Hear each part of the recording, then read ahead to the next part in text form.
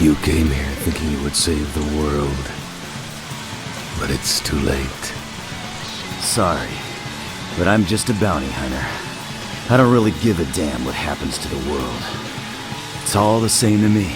I just came here to pay back the favor I owe ya. You think it's just a threat, don't you? But I will do it. Go ahead. So I recently finally got around to watching Cowboy Bebop, the animated series, and it did not take me long at all to realize why this is one of the highest rated shows in IMDb history and one of the most acclaimed anime ever created. I mean, from the first episode, you're blasted with gorgeous animation, memorable characters, a setting that feels lived in, incredible music, and action sequences that rival anything that you'd see on the big screen.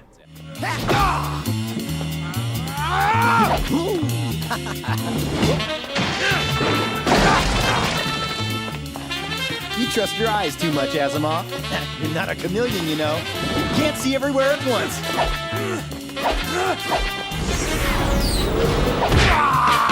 So after I recently finished binge watching the entire series, which consisted of 26 episodes of a half hour each, I couldn't wait to move on to the movie that had been made a couple years later because of the success of the show. I mean, after all, how could a 2-hour big budget film using the same crew behind the scenes and behind the microphones not be even better than the show's 23-minute episodes had been? Well, somehow, my friend, I found myself feeling a little bit bored during the movie, and just a little bit disappointed once the credits rolled. Hey. What? You want to stop at the racetrack? Huh? You never learn, do you, Faye? In Japan, this movie actually hit theaters in September of 2001, which was about 2 years after the show had finished its uncut run on TV there in April 1999. For American audiences, we did not even see the series until 2001 on Adult Swim, and the movie didn't hit our theaters until 2003. English-speaking audiences not only got gypped on having to wait 2 years behind Japanese audiences to see Cowboy Bebop and its movie, but we also got a much weaker title, actually. In Japan, the movie was called Cowboy Bebop, Knockin' on Heaven's Door, but in America, we got the half-assed title of Cowboy Bebop, the movie, which brings to mind painful memories of Star Trek, the motion picture. I mean, here you had one of the most exciting, original, most fresh, cutting-edge animated shows ever created, and for many Americans, their first impression of it was going to be a movie that was called Cowboy Bebop, the movie. I mean, it's literally the laziest title you could possibly come up with. But where English-speaking audiences didn't get gypped was with the dubbed voiceovers. The actors that did the English dubbing in the TV series were brought back to do the film, and they bring such life and energy to these characters. I need a career change, something where I can make piles of money with no work. Faye. Really, how to get hooked up with these wannabe cowboys? I'm just throwing my pearls before swine. Faye. I'm getting old. My 20s are slipping away. Lily used his card again.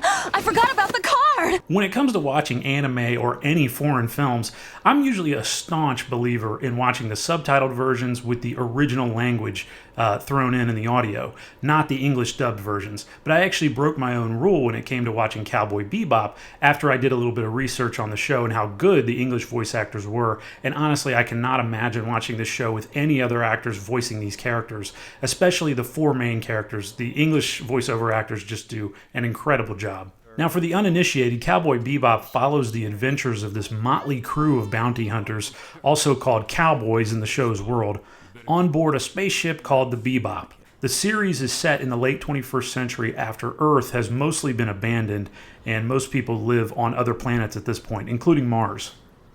The crew members on the Bebop include the captain, who is a grizzled old ex-cop named Jet Black, and he wears a prosthetic arm and doesn't have much time for bullshit. Then you've also got Faye Valentine. She's this total badass with a serious gambling addiction who actually started out as a target for the crew that they were hunting during the series before she ended up joining up with them.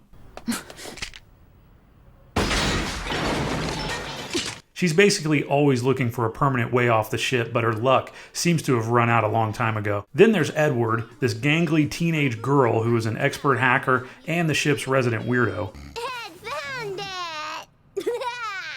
But the main character of the whole series is Spike Spiegel. He's a former gang member who simply loves the thrill of hunting a bounty and seems to honestly have no regard for his own life or anyone's life around him. He's the classic renegade hero who's too reckless and stylish to actually exist in real life, but he's the perfect protagonist of a TV series. Plus, his hair is perfect, and I'd love to meet his tailor. The four-person crew of the Bebop is one of my favorite character casts in television history, and I do not say that lightly.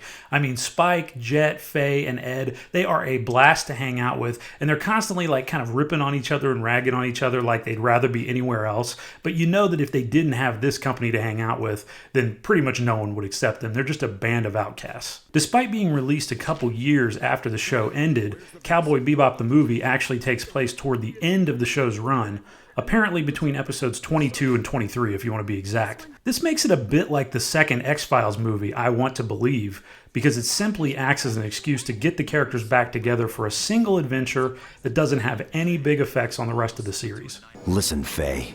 I need you. If you don't do it, the whole thing falls apart. I'm counting on you. Now, this film is constructed in a way that makes it accessible for people who had never seen Cowboy Bebop the series. They could just come into this movie clean, and they would probably enjoy the adventure just as much as if they had seen the show. But it's also good for people who've seen the show all the way through, because it doesn't really have a big effect on the storyline at all. So it's good for both groups, which is a strength and a weakness of the movie, because it makes it feel accessible to everybody, but also a little bit inconsequential if you're a big fan of the series. The plot of the movie sees the Bebop crew trying to track down a mysterious terrorist who's attacking the population of Mars with bioweapons that infect them with an unknown disease that involves nanomachines being released in their blood. Open it up and they start to replicate all by themselves. Hey, be careful with that. The bounty put on this criminal is the highest anyone has ever seen, as they discover while they're watching the daily TV show that tells the universe's bounty hunters about new targets. These desperados were 300 million wulongs on the barrelhead, right? You betcha the biggest bounty of all time, don't you love it? Honestly, I was never a big fan of this little show within the show when they used it during the series, because it always just seemed a little bit too goofy, and they make it really silly during its depiction in the movie. Now it's time for a commercial.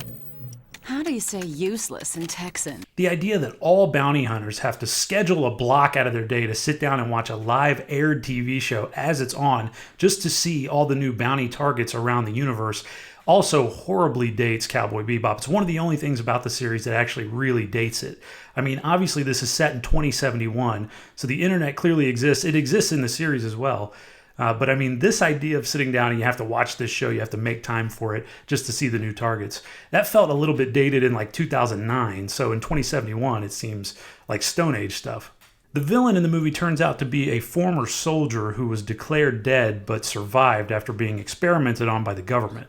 The side effects of what he went through have left him unable to decipher dreams from reality, making him see hallucinations like these butterflies that pop up whenever someone is affected by the disease that he is spreading.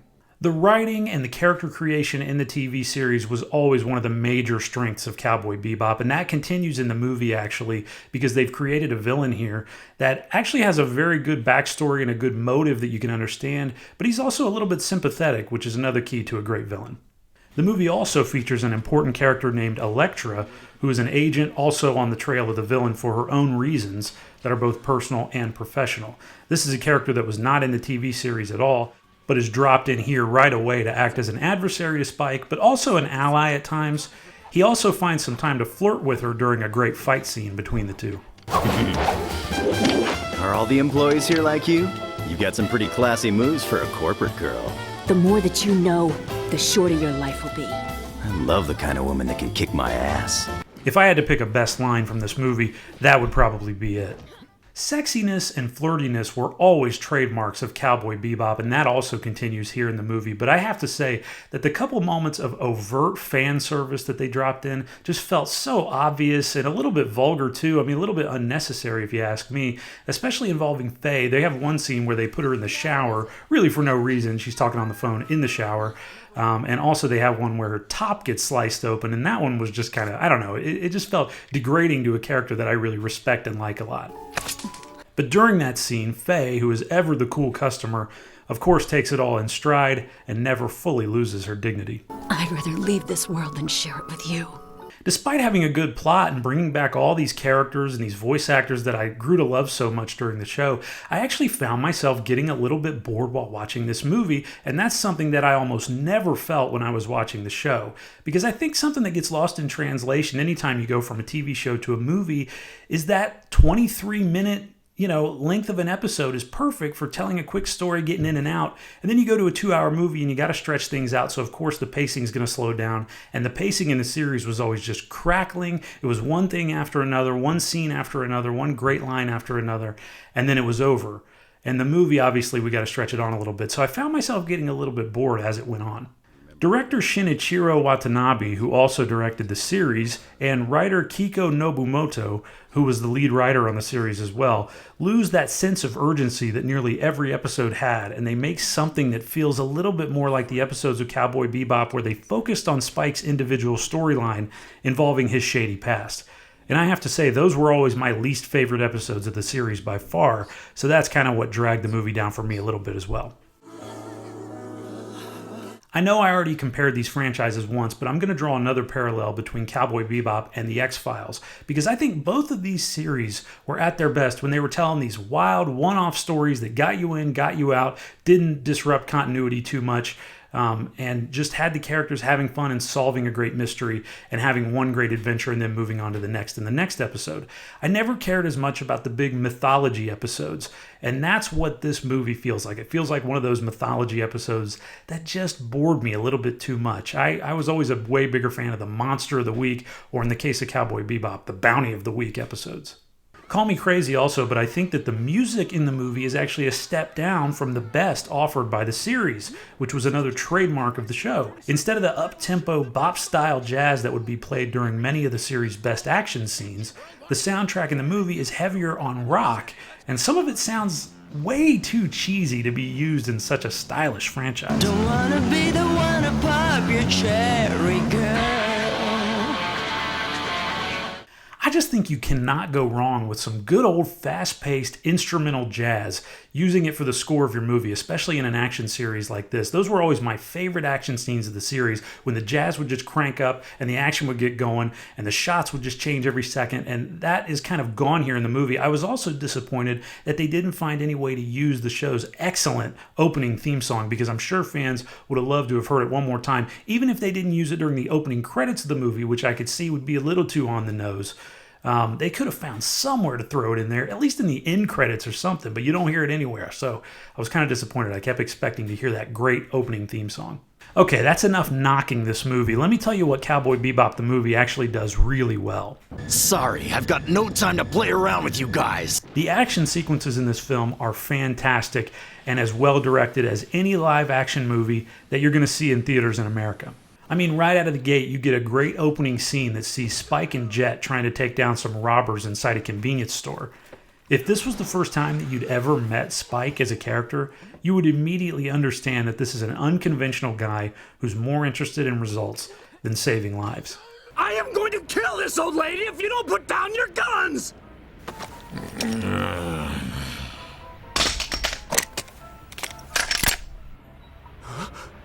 Don't you get it? I'm gonna splatter Grandma! Well, that's a real shame.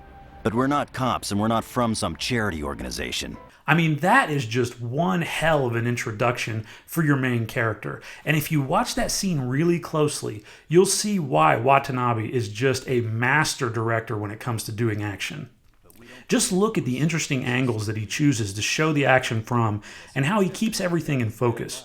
From the gunman to the scared old lady to Jet in the background trying to calm the situation down. Then there are some quick cuts as it heats up, and you really feel it when the bullet is fired. I mean, you can really feel that bullet fire out of the chamber and hit the guy. And I love how you can see the blood explode out of the guy's arm before the devastating impact of him hitting the glass case behind him and being pummeled with cans. He called you a cowboy. What did he mean? What are you? Just a humble bounty hunter, ma'am. I mean, I love that scene. I thought it was such a great introduction, and you can see also from that scene, or you can hear, I should say, how great the sound editing and the sound mixing is in this movie. And that's just the first 10 minutes of this thing, so it gets you really amped as you're just settling into the theater and getting ready for a 2-hour film. There's another amazing action sequence that's set inside a suspended train that takes place about halfway through the film as Spike and Elektra are pursuing the villain. This is honestly probably the best set piece in the entire movie, and there are a few good ones. One thing I really liked about this scene is that there are civilians all around, and Cowboy Bebop the movie is not afraid to cross a line that many action films avoid, which is having innocent people who just happen to be standing around when a scene breaks out, having them get caught in the crossfire and killed. I don't know about you, but one of my biggest pet peeves when it comes to watching an action movie is when there's this big action scene, big shootout, big car chase, huge fight somewhere in the middle of a crowded city street, and none of the bystanders get hurt. The only people that ever get hurt are the people that are actually involved in the shootout. It just feels so fake and phony, right? The Avengers are destroying an entire city, and no innocent people are getting killed. It's like they're all protected by some invisible shield that's all around them. I just don't understand it. So Cowboy Bebop the movie really impressed me by showing the human cost that would really happen if some crazy shootout happened on the middle of a crowded train. Again, we get an expert display of handling an action sequence here that reminds me of the work of John Woo in stylish Hong Kong movies like A Better Tomorrow and Hard Boiled.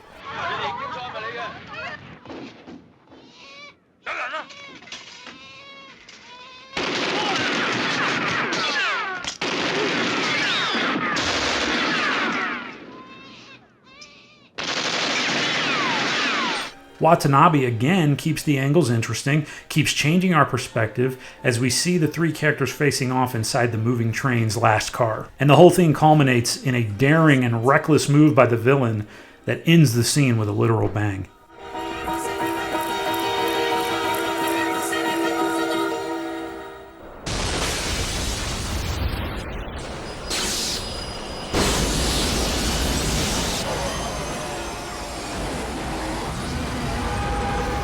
Again, I cannot say enough about the action scenes in this movie. They're very well done, they're very exciting, and they're without question the best part of this film. But it's the stuff kind of in between that drags things down a bit. And if you were a fan like I was in the series of seeing the 4 members of the Bebop crew really working together, using their unique strengths to bring down one target, well, you're probably going to find yourself a little bit let down in this movie as well. This film is very much a Spike Spiegel story from start to finish, and it leaves Jet, Faye, and Ed to serve as simple background objects that help him along. Faye is mostly shown as ineffective in the tasks that she takes on in the movie, which I found disappointing, and Ed only appears in a couple scenes, but she's still hilarious and incredibly charming thanks to Melissa Fahn's voice work. Trick or treat! Trick or treat! Shut up, kid! Halloween's tomorrow and get lost! But you can never have too much Ed, so I wish they would have used her a little bit more. Jet also has very little to do in this film aside from gather a little information while catching a drive-in movie. This whole sequence honestly probably could have been cut from the movie without anyone being too upset, but the problem is it's Jet's really only big scene where he's on his own actually doing something helpful for the rest of the crew.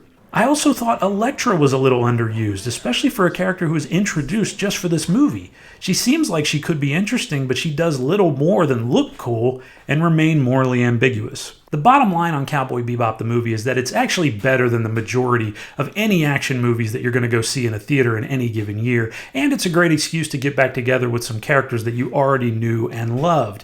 But I have to say that if I was watching the show when it was on, and I had waited 2 years for this movie to come out, I would have been so excited, but then I probably would have been a little bit disappointed by how regular everything in the movie felt. Everything just kind of felt like what I had already seen on the show. You'd expect the movie version of any series to be everything that made the show great, but on steroids, and perhaps a little bit more adult, but the movie doesn't do anything the show hadn't already done, which I think makes it automatically a bit of a letdown for lovers of the show. So ends yet another episode of Wasting Time with Jet.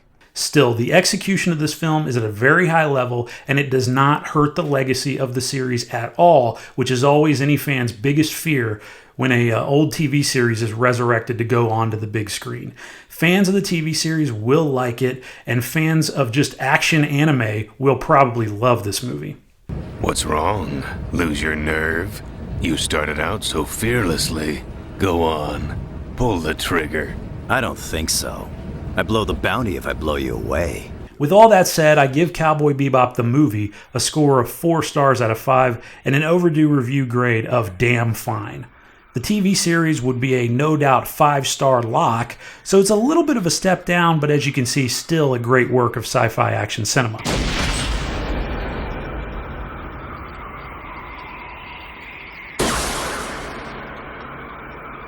Thank you so much for watching and subscribing, my friend. I urge you to listen to the Stream Police podcast. You can find that on Apple Podcasts, on Stitcher, on Spotify, wherever it is that you get your audio. We're all over the place if you want to hear my takes on movies and television on a monthly basis.